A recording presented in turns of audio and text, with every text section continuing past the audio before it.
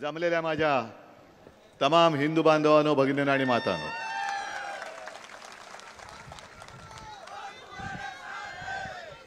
एका गोष्टीचा मला नक्कीच अभिमान आहे की शिवसेना म्हटल्यानंतर हिंदुत्व योगाने आलंच, पण तरी देखील मुस्लिम समाज आपल्या सोबत मोठ्या संख्येने आलेला आहे, याचा मला आनंद आहे, नक्कीच आनंद आहे. आता काही जण म्हणतील ज्यांच्या पोटात दुखतं, दुखलंच पाहिजे, दुखायलाच पाहिजे. ते म्हणतील आणि हिंदुत्व सोडलं का? अजिबात नाही, बरोबर आहे. कारण शिवसेना प्रमुखांनी जे मला शिकवलेलं, माझ्या आजोबांनी शिकवलेलं, ते मी हिंदुत्व मानतो. या गोमूत्रधाऱ्यांचं हिंदुत्व मला मान्य नाही.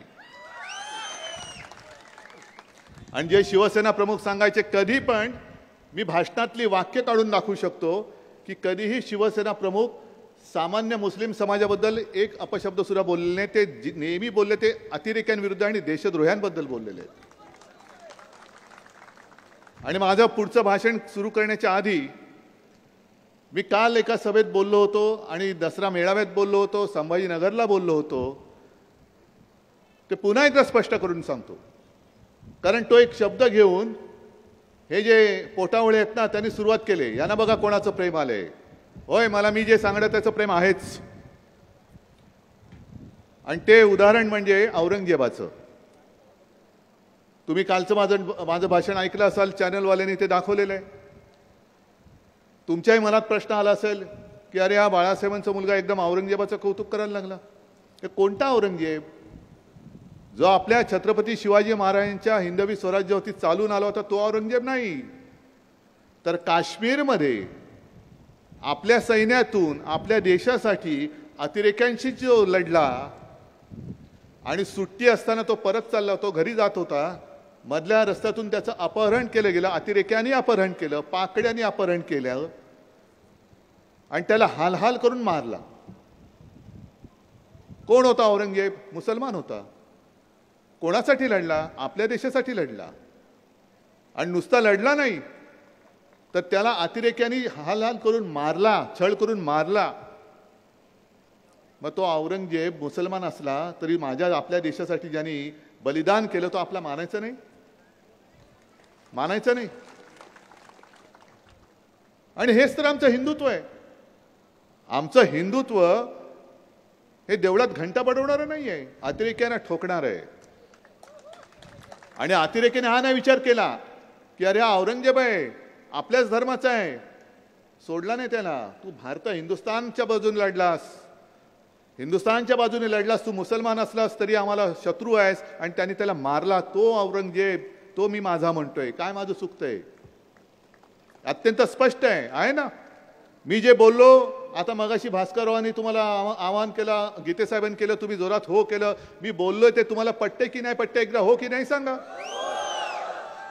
मग ही आमची स्वच्छ भूमिका आहे, स्पष्ट भूमिका आहे. ह्याच्यामध्ये आम्ही कधीही अरे आत्ता मी काय तुम्हाला काय पुळका आला याच्यातला भाग नाहीये.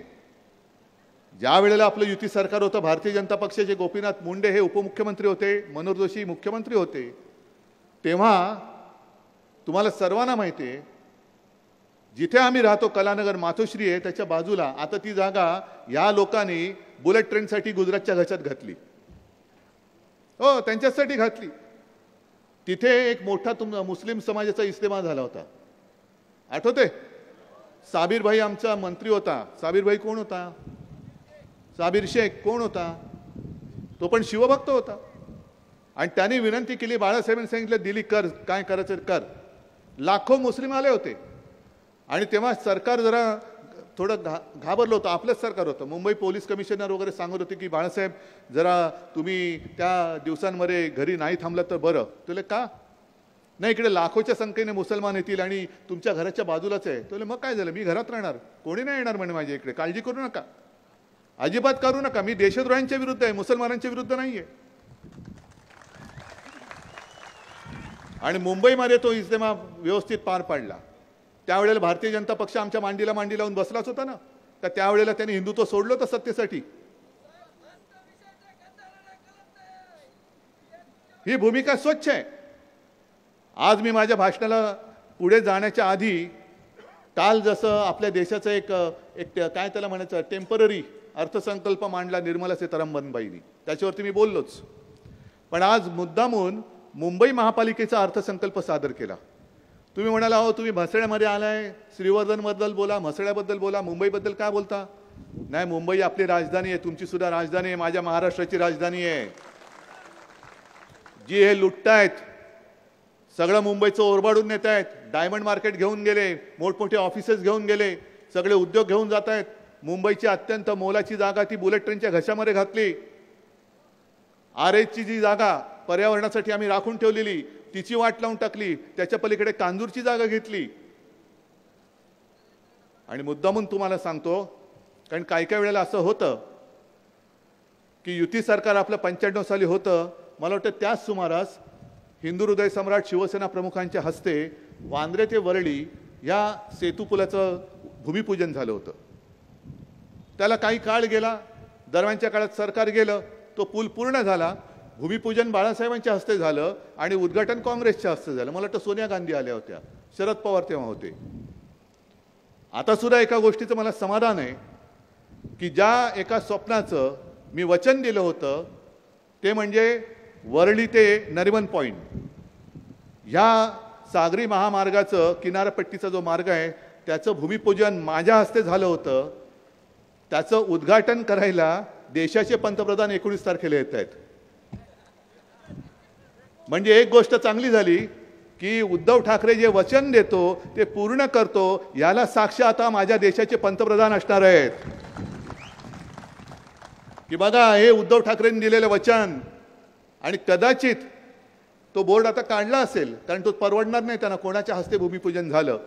पाहिजे तर मी फोटो पाठवतो, बातम्या पाठवतो की उद्धव ठाकरेंनी वचन दिलं होतं, उद्धव ठाकरेंनी भूमिपूजन केलं होतं आणि आता तुम्ही त्याचं उद्घाटन करतात. मला अभिमान आहे, मला आनंद आहे की माझ्या वचनाची पूर्ती पंतप्रधान करतायत. याच्यामध्ये दिल्लीचं एका पैशाचं श्रेय नाही. हा सगळा जो काय मार्ग आहे तो मुंबई महापालिकेच्या कष्टाच्या पैशाने केलेला महामार्ग आहे. पण प्रधानमंत्रीजी तुम्ही मुंबईत येतात, तुमचं मी स्वागत करतो. पण आल्यानंतर तुम्ही तुमच्या बाजूला एक फूल दोन हाप जे बसतील त्यांना विचारा जरा की अरे एवढं मोठं बढिया काम करोनाच्या काळात सुद्धा मुंबई महापालिकेने पूर्ण केलं. काय महापालिकेची ताकद आहे. तो मोठा ते मशीन आणलं होतं, त्याचं नाव आदित्यने ठेवलं होतं मावळा. त्यातनं तो टनेल पूर्ण केला, सगळं केलं. न थकता करोना काळात सुद्धा रात्रंदिवस काम करून हे काम पूर्ण केलं. म्हणून निवडणुकीच्या आधी प्रधानमंत्रीजी तुम्हाला फित कापण्याचं श्रेय मिळतंय, त्याचं धन्यवाद माझ्या मुंबई महापालिकेला द्या. आणि ज्यांचा काडीचाही संबंध नाही, असे एक फूल दोन हाप जे तुमच्या बाजूला बसतात, एक पैशाचं त्यांचं योगदान नाही आणि श्रेय तर अजिबातच नाही. कल्पनाशक्ती त्यांची नाही आहे, कल्पनाशक्ती ही आपली होती, आपली आहे. त्यांना सांगा अरे नालायकानो, तुम्ही करत तर काही नाही मुंबईसाठी, पण करोना काळात सुद्धा मुंबईने हे काम पूर्ण केलं. त्याच करोना काळामध्ये मुंबई महापालिकेने जे अपूर्व असं काही काम करून ठेवलेलं आहे, धारावी मॉडेल जगभरात प्रसिद्ध झालं, त्याचं श्रेय तुम्ही देत नाहीये. त्याच्यासाठी तुम्ही मुंबई महापालिकेला बदनाम करतात. म्हणजे दिल्ली सरकारला जमलं नाही ते माझ्या मुंबई महापालिकेने करून दाखवले, याबद्दल मला मुंबईचा अभिमान आहे. जे तुम्ही नाही करू शकलात ते माझ्या मुंबईने केलं आणि तुम्ही करू शकला नाहीत म्हणून तुमच्या पोटात दुखतंय आणि त्याच्यासाठी ती भ्रष्टाचार नसलेली खिचडी तुम्ही खाल्लीत म्हणून तुमच्या पोटात दुखतंय. कसला भ्रष्टाचार आहे.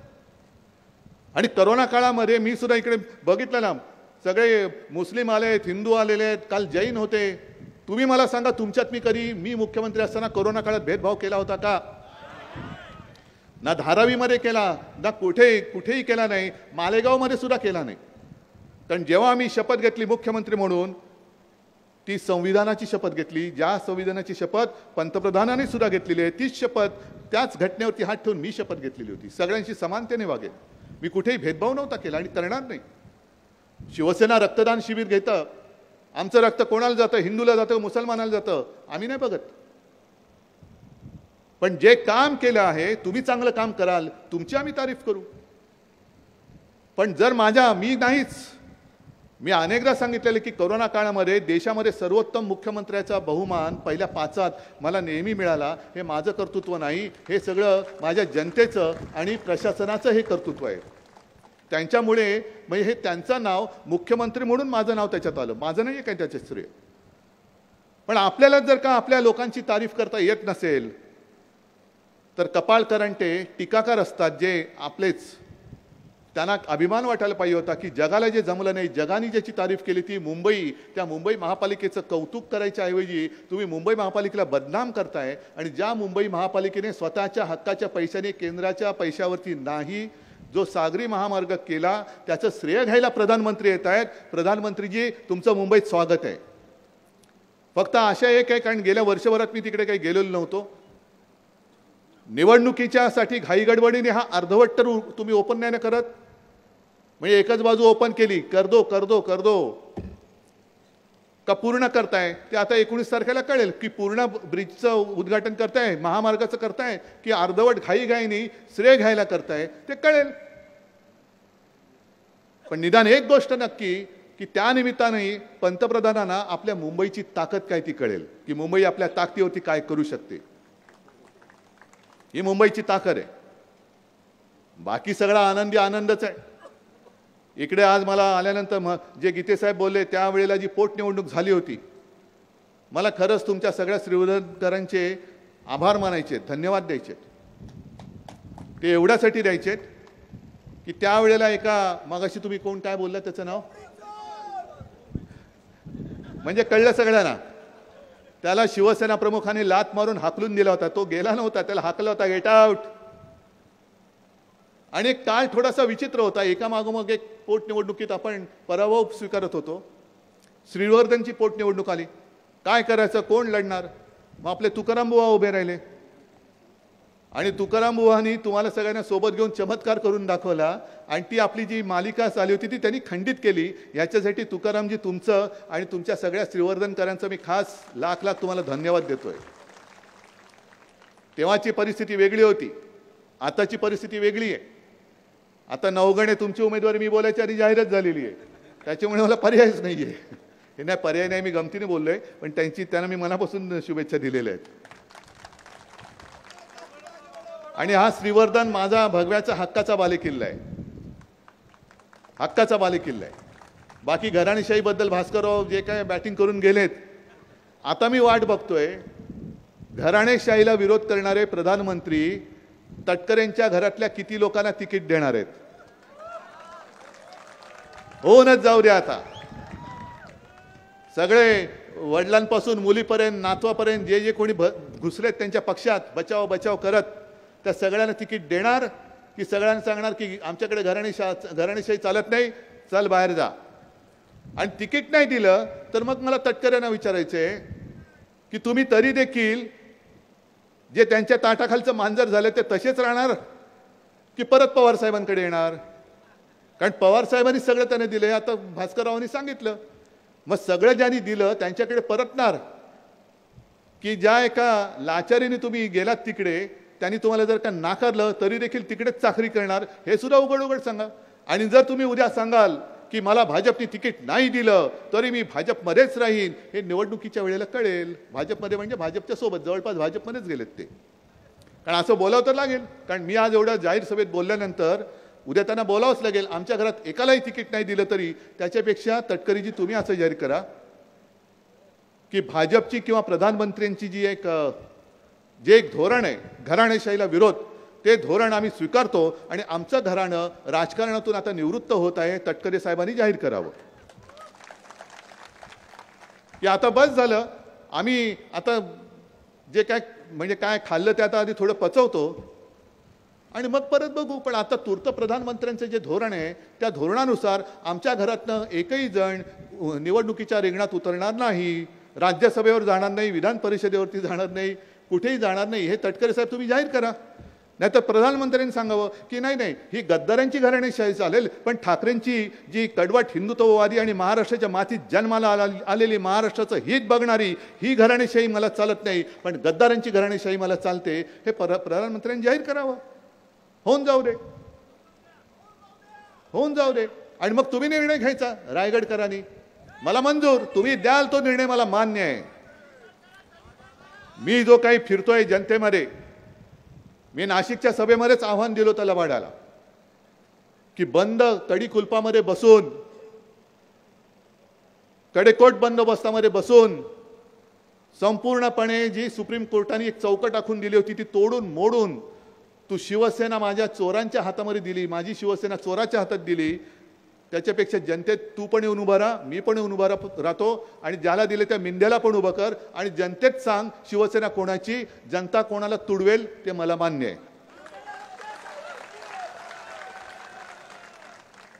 ठरवून टाका ना एकदा कोणाची शिवसेना. अरे मुळामध्ये शिवसेना स्थापन झाली ते जे काही दिवस होते तेव्हाही कोणी आपल्यासोबत नव्हतं, कोणी नव्हतं. मराठी माणसाची होणारी गळचेपी याच्या विरुद्ध आवाज त्यावेळेला शिवसेना प्रमुखांनी उठवला होता शिवसेनेच्या माध्यमातून. अनेक जणांनी तेव्हा त्यांना सांगितलं की तुम्ही प्रांतवादी आहात, तुम्ही संकुचित वृत्तीचे आहात. ते म्हणाले तसं नाहीये.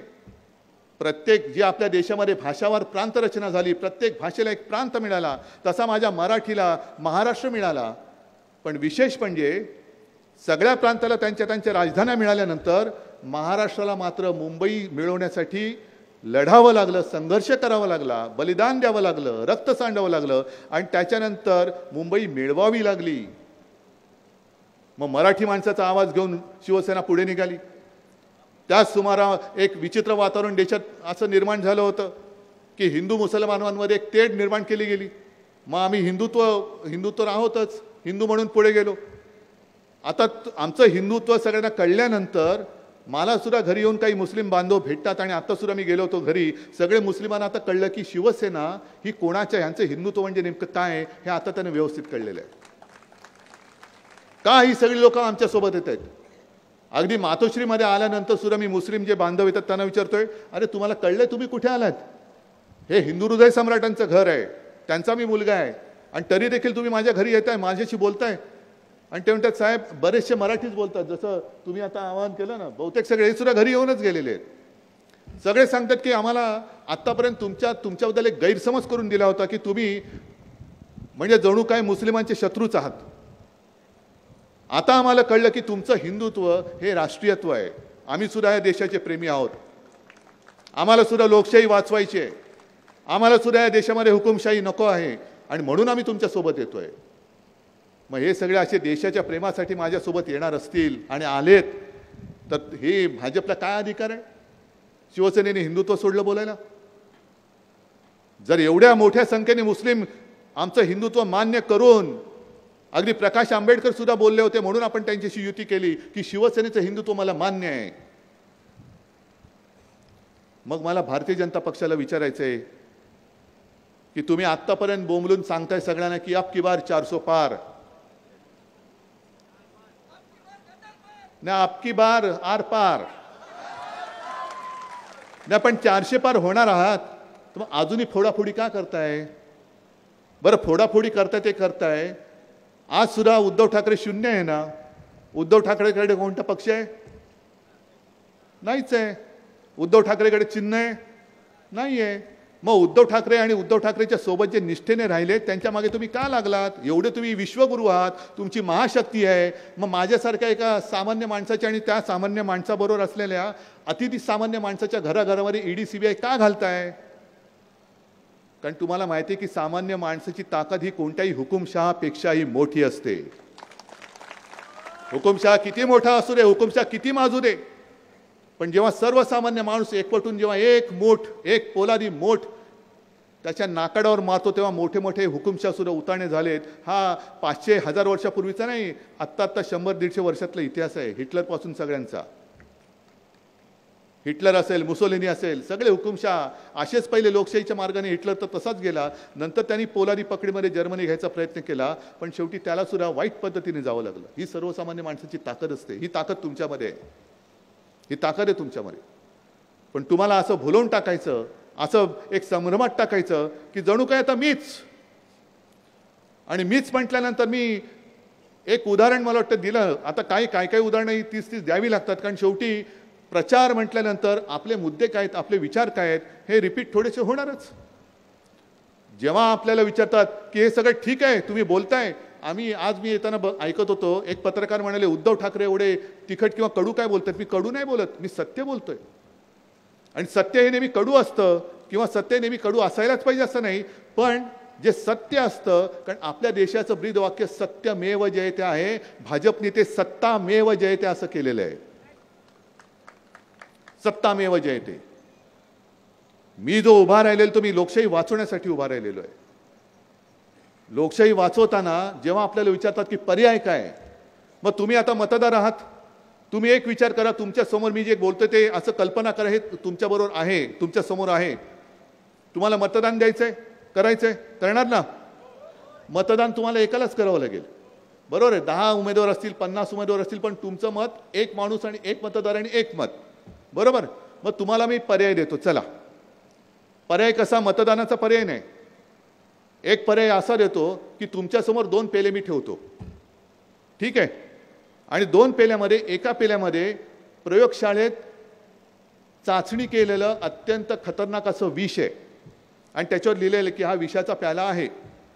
दुसरा पेला आहे, त्याच्यामध्ये मात्र काय आहे माहिती नाही, पण तुम्हाला मत द्यायचंय. मत द्यायचंय तर तुम्ही जे विष दिसतंय ते प्याल की जे काय माहिती नाही ते प्याल, हे ज्याची त्याची मर्जी आहे. आतापर्यंत 10 वर्षात जे काय झालं आणि या पुढे ज्या दिशेने आपण चाललेलो आहोत, चंदीगडमध्ये जसं दिवसा ढवळ्या लोकशाहीचा मुर्दा पाडला, महाराष्ट्रामध्ये लोकशाहीचा मुर्दा पाडला, तिकडे नितीश कुमारला घेऊन तिकडे सरकार पाडलं, म्हणजे सगळीकडे पाडापाडी करायची. म्हणजे काही वाटेल ते करा, पण सरकार आपलं झालंच पाहिजे. ही लोकशाही आणि ही हुकुमशाही तुम्हाला मान्य असेल तर विष ज्या पेल्यावरती लिहिलंय ते विष जरूर प्या, माझं काही मत नाही आहे. पण आजपर्यंत ज्यांना आपण असं म्हटलं, मला तुम्ही सांगा, मी काँग्रेसचा काही लगेच तारीफ करणारा नाही झालेलो, पण नरसिंहराव पंतप्रधान होतील आपल्याला वाटलं होतं, मनमोहन सिंग पंतप्रधान होतील आपल्याला वाटलं होतं, पण आजपर्यंत जे पंतप्रधान झाले त्याच्यात नरसिंहराव हे एक उत्तम पंतप्रधानपैकी एक पंतप्रधान झाले होते की नव्हते हे तुम्ही सांगा. मनमोहन सिंगांनी सुद्धा पहिल्या 5 वर्षामध्ये चांगलं काम केलं होतं की नव्हते तुम्ही सांगा. मग 10 वर्ष आपण ह्यांचा सगळा अनुभव घेतल्यानंतर ह्यांचं हिंदुत्व काय ते कळलेलं आहे, यांच्या विकासाचं स्वप्न हे कळलेलं आहे. यांच्याकडे कोणी आदर्श नाही, कोणी नेता नाही, म्हणून दुसऱ्याचे आदर्श चोरतायत. अगदी आपले हिंदू हृदय सम्राट सुद्धा चोरतात, कारण स्वतः कोणी त्यांच्यात हिंदू हृदय सम्राट होऊच शकत नाही, किती जन्म घेतले तरी होऊच शकत नाही. मग असं या ज्यांनी पक्षाचा चोर बाजार मांडलाय ते उद्या देशाचा चोर बाजार करतील, त्याला तुम्ही शक्ती देणार आहात, सोबत देणार आहात, मत देणार आहात? हा रायगड आहे, हा छत्रपती शिवाजी महाराजांचा महाराष्ट्र आहे, रायगड आहे. आणि छत्रपती शिवाजी महाराजांनी सुद्धा आग्र्याहून ते सुटका झाल्यानंतर स्वराज्याची स्थापना केली, त्यांचा राज्याभिषेक सुद्धा. म्हणजे तेव्हा सगळ्यांना असंच वाटलं होतं की आता यांच्याकडे राहिलं काय. म्हणजे नशीब तेव्हा चॅनल किंवा काही नव्हते, नाही तर चर्चा सुरू झाल्या होतं किती छत्रपती शिवाजी, म्हणजे तेव्हा छत्रपती नव्हतेच, शिवाजी महाराज परत येतील असं किती जणांना वाटतं. 71% लोकांना होय वाटतंय, 15% वाटतं नाही वाटतंय, आणि 4% लोकांना सांगता येत नाही. असं नव्हतं तेव्हा, तर निवडणुका नव्हत्या. ठीक आहे 5 वर्षांत पुन्हा बघू असं नव्हतं. मरणाशी गाठ होती. अफजल खान आला, ती सुद्धा लढाई, ती निवडणूक नव्हती झाली. अफजल खान आला, मत द्या अफजल खान, असं नव्हतं. सरळ सरळ प्राणाशी तू तरी जगशील नाही तर मी तरी जगेन. आग्र्याला छत्रपती शिवाजी महाराजांना घेऊन गेल्यानंतर सगळे मिर्झा राजे जयसिंग, म्हणजे ते सुद्धा हिंदूच, पण औरंगजेबाच्या पदरी नोकरी करणारे, त्यांनी छत्रपती शिवाजी महाराजांना त्यांचा पराभव करून आग्र्याला घेऊन गेले. तिथून ते परत येतील की नाही ही एक शंका असताना महाराज तिकडनं आले, निसटले, आणि त्याच्यानंतर त्यांचा राज्याभिषेक झालेला आहे. त्याच्यामुळे हा जो महाराष्ट्र नाही, ह्या मातीचं तेज हे काहीतरी वेगळं आहे. हे मातीचं तेज, ही माती कधी हरत नाही, ही माती कधी हुकुमशा पुढे झुकत नाही. आणि ज्या ज्या वेळेला संकट येतं त्यावेळेला या मातीला असं काही तेज येतं, ते तेज छत्रपती शिवाजी महाराजांचं असतं. आणि ते तेज एवढं प्रखर असतं की जो अंगावर येईल त्याला आडवा केल्याशिवाय हे तेज शांत होत नाही. आणि त्या सगळ्या तेजाचे आपण वारसदार आहोत. इंडिया आघाडीमध्ये कोण राहिले, राहतील, पण माझा महाराष्ट्र काय करणार? छत्रपती शिवाजी महाराज की जय बोलणारा हा माझा महाराष्ट्र आहे. जय भवानी जय शिवाजी बोलणारा हा माझा महाराष्ट्र आहे. आम्ही जय श्रीराम बोलतो, पण आम्ही भाजप मुक्त जय श्रीराम बोलतो. भाजप मुक्त जय श्रीराम. आणि म्हणून ही जी लढाई आहे ती माझी एकट्याची नाही आहे. जे मगाशी भास्करराव बोलले अनंत गीते तुम्ही उद्धवजींना शब्द द्या, नको मला शब्द नको, हा शब्द तुमच्यासाठी मी मागतोय, माझ्यासाठी काही नको. मला ना मुख्यमंत्री व्हायचंय ना पंतप्रधान व्हायचंय, पण मला दिसते ते तुमच्या पिढ्यांचं पुढचं भवितव्य दिसते, ते अंधकारमय होते, म्हणून मी तुम्हाला जाग करायला आलेलो आहे.